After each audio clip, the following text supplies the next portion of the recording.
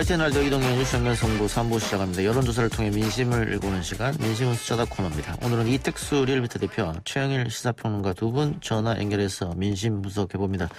두 분 나와 계시죠? 네, 안녕하세요. 자, 코로나19 백신에 대한 국민 여론조사가 있었습니다. 안정성이 우선이냐, 긴급성이 우선이냐. 리얼미터가 조사한 거죠? 네, 그렇습니다. 오마이뉴스 의뢰로 저희가 그제죠, 22일 조사했고요. 전국 만 18세 이상 성인 총 6,090명을 대상으로 했고 최종 500명이 응답을 완료했습니다.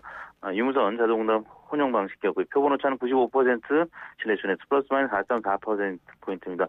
이 조사 기준은 이제 다음 주 월요일부터는 간단하게 세 가지만 말씀드리는 걸로 이제 규제가 풀려서 오늘이 마지막일 것 같습니다. 예.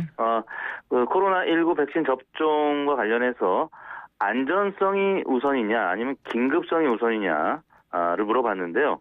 긴급성이 우선이다. 54.9%로 절반을 좀 넘게 나타났고요. 안전성이 우선이다라는 의견이 41.1%로 나타났습니다. 세부적으로 살펴보면 연령대가 높을수록 긴급성 우선이라는 의견이 높았는데요. 60대가 66%, 70세 이상이 61.4%, 그리고 50대도 55.8%로 나타났고, 반면에 이제 20대 같은 경우는 긴급성이 48.7, 안전성 47.9, 거의 팽팽했습니다. 30대도 비슷했고요. 40대는 긴급성이 좀 높긴 했는데 역시 오차 범위 내에서 상대적으로 5, 60대에 비하면 팽팽한 것으로 나타났습니다. 나머지 이념 성향별이나 아니면 지정당별로는 역시 진보층 또 민주당 지지층에서는 안전성이 우선이었고요. 국민의 힘이라든지 보수층에서는 긴급성이 우선인 것으로 나타나서 다른 이슈 조사와 비슷하게 진영별로 확실한 입장 차이를 나타냈습니다. 예, 요즘에 여론조사 하는 거 보면 거의가 이렇게 그 자신이 지지하는 이념 혹은 정당에 따라서 결과가 나오는 것 같아서. 맞습니다. 이번 결과 같은 경우에도 TK나 PK 쪽에서는 긴급이 더 많이 나왔고, 또 호남이나 민주당 지지에서는 또 안정성이 더 많이 나왔단 말이죠. 맞습니다. 예, 최영일 평론가님. 앞으로 또 다른 조사도 이런 식의 결과가 많이 나올 것 같은데요. 네, 저는 이 조사 방식이 문제다. 예. 이게 리얼미터가 문제라는 게 아니고요. 예. 그러니까 이 안정성과 긴급성을 분리할 수 있는 것이냐. 좀 질문을 던져볼게요. 예. 긴급성이 우선이다라고 응답한 분이 선후를 이제 비교해 본 거긴 하지만 이분들이 안전하지 않아도 된다 그런 건 분명히 아닐 거예요. 예. 그러니까 안전해야 하는데 가급적 빨라야 하고 시간이 중요하다라고 보시는 분들이 다수일 거고, 그 안정성을 택한 분들은 내년 말이나 들어와도 좋다는 의미 결코 아닐 거예요. 예. 안전성이 보장된 가운데 가급적 신속하게라는 게 담겨 있는 거거든요. 예. 그러니까 제 생각엔 분리 불가분한 거를 굳이 분리해서 물어보는 거예요. 왜냐하면 두 개가 다 떨어져서는 안 되는 쌍입니다. 백신 접종에 있어서는. 예. 그래서 이제 이 설문은 저는 이게 청와대가 굳이 언급한 백신의 정치화, 이걸 좀 멈춰달라고 호소를 했는데 결국 정치화를 불러일으키기 위한 설문일 뿐이다. 예. 아무 의미가 없어요. 왜냐하면은 신속하면서 안정적이어야 한다는 것을 다 원하는 거기 때문에 국민이. 예. 그래서 저는 이 자체가 정치 성향을 드러내는 건데 이걸 다른 질문으로 바꿔보면 백신 공급에 있어서 백신 도입에 있어서 정부를 신뢰하십니까? 불신하십니까? 이거를 조금 이제 과학적인 듯 포장한 질문일 뿐이다. 결국은 정부를 불신하는 사람들은 지금 느리다라는 입장이고요. 더 빨라야 한다라는 이제 입장을 가진 분들이고, 그다음에 안정성을 원하는 분들은 긴급해야 되지만 정부는 지금 속도를 낼 만큼 내고 있다고 믿고 있으니 그런 가운데 안전성을 더 보장해달라. 이 영국이나 미국만큼 우리가 빨리 맞아야 할 상황은 아니다라고 보는 입장이죠. 그러니까 이 진영 논리의 다른 질문이다. 예, 알겠습니다. 그래서 이렇게 보는 입장이고요. 네. 리얼미터야 오마이뉴스에서 의뢰했으니까 받아서 조사한 거고요. 리얼미터 잘못이 아니죠. 자, 그런데 이 대표님. 네. 그 진보층과 보수층이 확연히 갈렸다. 진영 싸움으로. 근데 이 중도층에서 65.2%가 긴급적으로 쏠렸단 말이죠. 네. 여기서 아마 이 프로테이가 좀 갈렸을 것 같은데, 중도층은 왜 긴급성에 손을 들어줬을까? 어떻게 분석하고 계세요? 최근 들어서 정부의 정책과 관련된 조사를 했을 때 대체로 긍정적인 여론은 한 40% 안팎으로 나오고요. 예. 또 부정적인 여론이 한 55% 안팎 나옵니다. 이게 잠시 후 소개해드리겠습니다. 대통령 국정수행 평가도 역시나 40대 한 55 정도에서 조사기관별로 편차는 있습니다만 긍부정이 나뉘고 있는데요. 예. 가장 그렇게 된 주요한 계층이 바로 중도층과 무당층입니다. 예. 이 계층에서 예를 들면 수용 갈등 문제도 그렇고 부동산 문제도 그렇고 그리고 대통령 국정수행 평가도 그렇고 대체로 중도층이나 무당파층이 전체 의견과 비슷하게 대략 40대 55 정도의 흐름으로 나타나고 있는데요.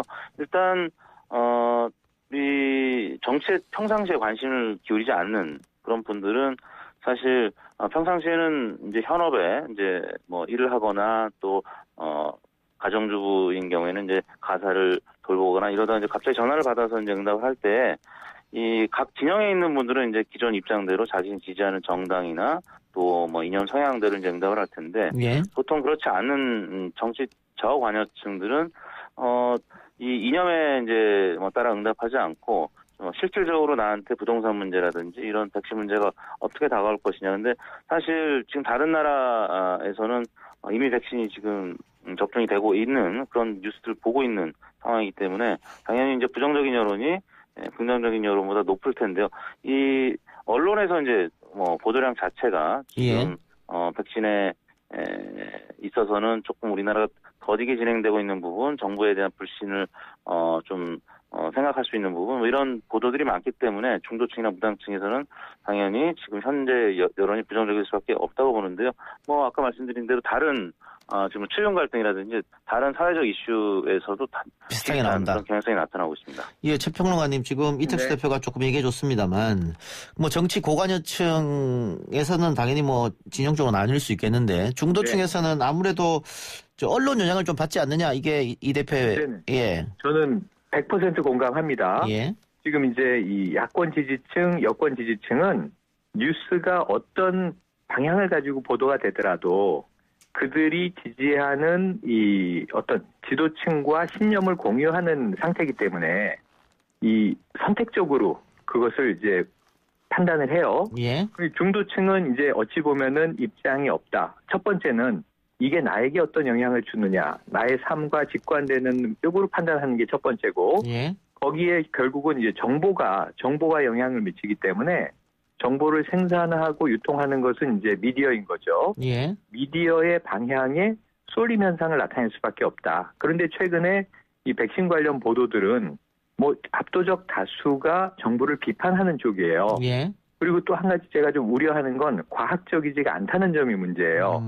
그러니까 모더나, 화이자, 아스트라제네카를 놓고 모더나, 화이자는 좋은 백신, 그리고 아스트라제네카는 문제 있는 백신 이렇게 보도가 되고 있는데 오히려 백신 전문가들의 얘기로는 mRNA라는 새로운 이 유형의 백신은 인간에게 처음 써보는 거기 때문에 모더나, 화이자는 신중하게 봐야 하고 아스트라제네카는 기존에 우리가 맞는 독감 백신하고 똑같은 플랫폼 위에서 개발됐기 때문에 상대적으로 안전하다라고 얘기하고 있거든요. 예. 근데 언론은 언제부터 백신 전문가가 됐다고 이것을 거의 뒤집어서 보도하고 있는 상황이어서 이것은 언론이 조금 더 공부하고 이 객관적으로 과학적인 비교를 해야 하는데 다소 문제가 있고 중도층은 이 영향을 받고 있다고 봅니다.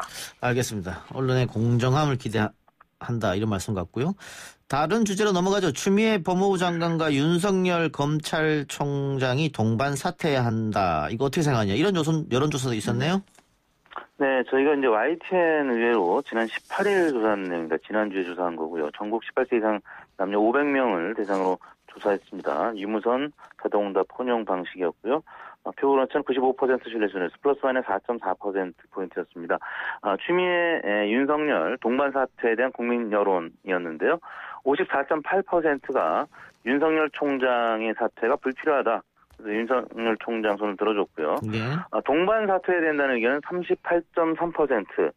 당시에 이제 추미애 장관이 이미 사의 표명한 이유기 때문에 추미애 장관만 사퇴해야 된다 이런 보기는 없었고요. 예. 동반 사퇴해야 된다는 의견과 윤석열 총장이 사퇴할 필요가 없다라는 그 두 보기가 있었고 이제 잘 모르겠다라는 척도가 있었는데 일단 54.8대 38.3, 대략 15%포인트가량 윤석열 총장한테 유리한 결과가 나타났습니다.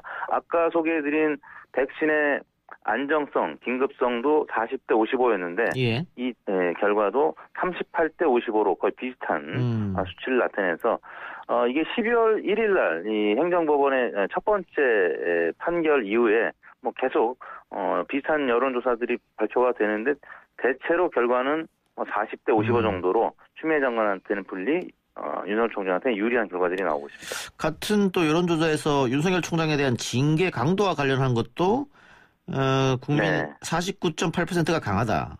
약하다는 34%인데 2%도 비슷하네요, 그러면. 네네, 15%포인트 차이로 역시 너무 과한 징계였다. 예. 정직 2개월도 이제 강하다 이렇게 윤석열 총장 입장과 괴를 같이 하는 결과가 나왔습니다. 그 이 대표님 이거 추 장관이 사의 표명하기 전에도 한번 같은 질문의 내용으로 여론조사를 했었죠.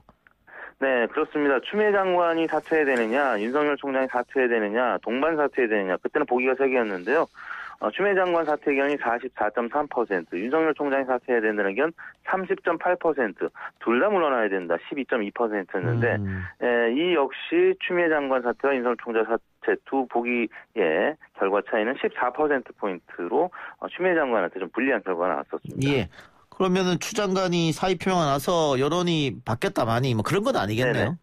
네, 아직까지는. 왜냐하면 아까 말씀드린 대로 12월 1일 날 행정법원에 이제 첫 판결이 있었고, 조금 전 소개해드린 건 12월, 저희가 이제 4일 날 조사한 겁니다. 전국 18세 이상 500명, 표본 오차나 조사 방법은 다 동의를 했고요. 근데 12월 1일 날 판결 이후에 12월 4일 날 조사했던 내용이나 또 한 18일, 14일이 지난 후에 조사한 내용이나 거의 차이가 없었다라는 거죠. 근데 다만 지난주 같은 경우 추미애 장관이 사의 표명을 하면서 당청 지지율은 지난주에는 좀 반등을 했습니다. 뭐 갤럽이든 리얼미터든 대통령 국정수행 평가 한 40%에 근접하는 수치로 혹은 40%에 도달한 수치가 나타났는데 이번 주는 뭐 RN서치라든지 리얼미터 조사가 소폭 또 하락하는 모습을 나타내고 있는데 이건 뭐 청문회 과정이기 때문에 잠시 후 이제 추가적인 그런 배경을 또 설명을 드리도록 하겠습니다. 알겠습니다. 최 평론가님. 네. 자, 지금 대체적으로 찬반 여론조사를 물었을 때는 정부에게 불리한 결과가 계속 나오고 있거든요. 뭐 한 5대 3.5 정도로. 뭐 거의 모든 질문에서 그렇게 나오는데 그 대통령 선거에서 압도적 승리, 지방선거에서도 압도적 승리, 총선에서도 민주당이 압도적 승리했단 말이에요.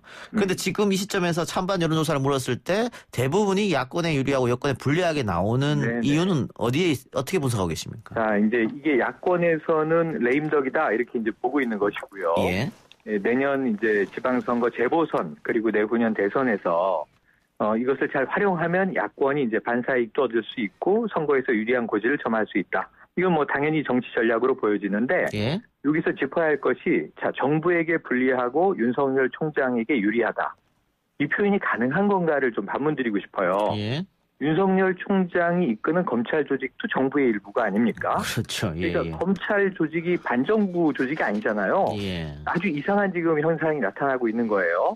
윤 총장이 이끄는 검찰 조직과 나머지 정부를 분리하고 있는 이 질문은 온당한 것인가? 첫 번째. 그리고 이제 그 다음으로 말씀드릴 것이 청와대가 윤 총장의 임기를 사퇴하는 것을 바란 적이 공식화된 적이 한 번도 없어요. 물론 민주당 일부 의원들이 자 대통령에게 항거하는 것이냐? 윤 총장은 그 직을 떠나라. 이런 공격을 한 바가 있고 추 장관도 이런 말을 했습니다. 정치를 하려면 사퇴하고 나가서 하시오. 이런 얘기를 했어요. 그런데 그 외에 청와대에서는 임기 보장이 지금도 여전히 원칙입니다. 그러면은 국민 여론이 자, 윤 총장의 임기를 보장하는 것이 옳다. 사퇴하는 것이 바람직하지 않다라고 응답한 것이 왜 청와대와 반대되는 입장이야 이거죠. 그러니까 정직 2개월이라는 것을 우리가 징계위의 결정을 분석할 때 이건 정말 임기제를 지키기 위한 절묘한 수를 낸 것이구나라고 많이 분석했어요. 5개월의 임기는 유지됩니다. 본인이 사퇴하지 않는 이상, 자진 사퇴하지 않는 이상. 그래서 저도 이 질문 안에 포함돼 보면 민주당 지지층 중에 강성 지지층은 윤 총장이 정말 밉다. 이 검찰총장 그만두고 이 개혁적인 총장이 들어오는 게 낫지 않겠느냐라는 입장이 다수인 반면에 민주당 지지층 내에서도 중도 진보 혹은 중도적인 지지층들은 윤 총장을 너무 몰아내려고 한다면 야당이 공격하는 프레임, 자, 지난 박근혜 정부에서 이 최동욱 검찰총장을 찍어낸 것과 뭐가 다르냐. 우리는 그러지 말자라고 하는 입장도 사실은 얼마든지 윤 총장 사태는 바람직하지 않다고 볼 수 있는 거거든요. 예. 그래서 이 부분은 전 아까 백신이 찬반으로 갈리는 것과는 조금 다르게 중간지대에서는 입장들이 혼재돼 있을 것이다. 그럴 가능성이 있다. 해봅니다. 예. 네. 알겠습니다. 그러면 어쨌든 야권이나 일부 보수 언론에서 제기하는 대통령의 레임덕이 왔다. 이건 동의하지 않으시네요? 네, 그렇습니다. 이택수 대표는 어떻습니까? 레임덕 주장하는 거에 대해서는. 레임덕이라고 하려면 이제 40%의 국정수행 긍정평가가 무너진 이후에 계속 30%대 뭐 중반 혹은 초반으로 이제 하락한 이 추이가 계속 이어져야 되는데 예. 지금 상황은 아직까지는 좀 하락했지만 지난주처럼 40%를 회복하는 반등을 하는 모습이 또 앞으로 나타날 여지가 있고 그런 가능성에는 조만간 잠시 후거나 아니면 오늘 밤 늦게 결정될 행정법원의 이제 판결 등이 영향을 미칠 텐데요. 만약에 그 윤 총장 측에서 제기한 이 가처분 소송이 기각이 된다라고 하면 대통령 지지율이나 민주당 지지율은 또 다시 반등할 겁니다. 그러면 40%를 상회할 경우에는 저희가 이제 레임덕의 기준을 대략 한 40%로 보는 게 뭐 부정적인 평가를 한 50에서 한 55% 정도까지는 레임덕으로 보지 않는데 만약 60%를 넘어가는 부정평가가 나타날 경우에는 긍정평가는 뭐 한 35% 이하로 내려가고 그래서 뭐 응답자들 혹은 국민들의 한 3분의 2 정도가 어떤 정책이든 반대를 하게 되면 국정 동력이 떨어질 수밖에 없거든요. 그래서 이제 레임덕 얘기를 하게 되는 건데 아직까지는 레임덕이라고 하기에는 좀 어려운 수치가 아닌가 싶습니다. 최 평론가님, 뭐 수치는 네. 뭐 제가 잘 모르겠습니다만은 정치적으로 봤을 때 미래 권력이 현재 권력을 공격했을 때 혹은 비난했을 때 그때가 그렇죠. 진짜 레임덕이다. 뭐 이렇게 주장하는 사람도 있잖아요. 아주 정확한 말씀이신 것이 예. 이 지지 진영 내에서 지지층 내에서 혹은 이 지금 현재 집권 집단 내에서 반기를 드는 세력이 나오고 그쪽이 나름대로의 또 지지 세력을 이제 분열시키게 되면 예. 그거는 이제 우리가 자중질환 내부 분열인데 요게 레임덕의 징후거든요. 예. 그러니까 지금 이제 침몰하는 배에서는 빨리 떠나야 한다. 이런 그룹이 나와야 되는 거죠. 예. 지금 제가 레임덕이 아니라고 보는 이유는 뭐냐면 지금 한 10가지의 핫 이슈를 연말에 뽑아보면 정부의 호재는 거의 하나도 없어요. 예. 백신 문제, 코로나19 방역도 지금 1000명 넘어가죠. 부동산 문제 아직도 안 잡히고 있죠. 그다음에 이제 지금 검찰개혁에서 부딪히는 부분들이 추 장관이 과하다. 예. 징계까지 해야 했느냐. 지금 오늘 또 어제 나온 정경심 교수의 1심 판결 등등 모두 다 정부에는 악재들이에요. 예. 그런데 지금 정부가 이제 대통령 국정 지지율이 다소 떨어지는 추이를 보이고 있습니다. 약간씩 올라가기도 하고 장기적으로는 떨어지고 있는 거죠. 그럼에도 불구하고 떨어지는 추이가 상당히 좀 버티고 있다. 그러니까 밑에서 지금 이걸 부양하고 있는 힘이 아직은 존재한다. 이게 푹 꺼지기 시작하면은 저도 이거 레임덕이구나 하고 느낄 것 같아요. 아직은 버티고 있다는 점에서 내년 초 한 상반기까지 지켜봐야 될 것 같습니다. 예, 두 분 다 공통된 의견으로 레임덕이라고 할 수 없다라고 말씀해 주셨는데 어쨌든 그 최근 대통령 지지율은 좀 떨어졌습니다. 아, 그렇죠. 그거는 그 청와대도 인정하고 집권 여당 민주당도 인정해야 되고요. 그러면 이제 이 연초에 뭔가 반등을 위한 정책적인 이제 아젠다들이 나오게 될 것 같아요. 이게 뭐 남북관계일 수도 있고 북측의 신년사나 최고인민회의도 봐야 되고 바이든 행정부가 1월 20일에 취임한 이후에 또 한미관계도 지켜봐야 됩니다. 주로 이제 외교 그다음에는 제가 보기엔 경제로 아마 반등을 시도하고 있을 텐데 이 드라이브가 걸리는지는 이제 1, 2월을 저희가 지켜봐야 될 것 같습니다. 예. 그 리얼미터에서 대통령 조사를 지금 매주 일주일에 2번씩 합니까? 월화수목금 조사를 해서 목요일 날 주중 집계를 한번 발표하고 그다음에 그 다음 주 월요일 날 최종 주간 집계를 공식 또 발표를 하고 있습니다. 예. 그 약간 반등하는 것 같다가 다시 떨어졌는데 아까 이택수 대표 이야기 들어보면 윤석열 총장의 가처분 신청이 만일 기각이 되면 다시 또 반등할 여지는 남아 있다 이렇게 말씀해 주셨어요?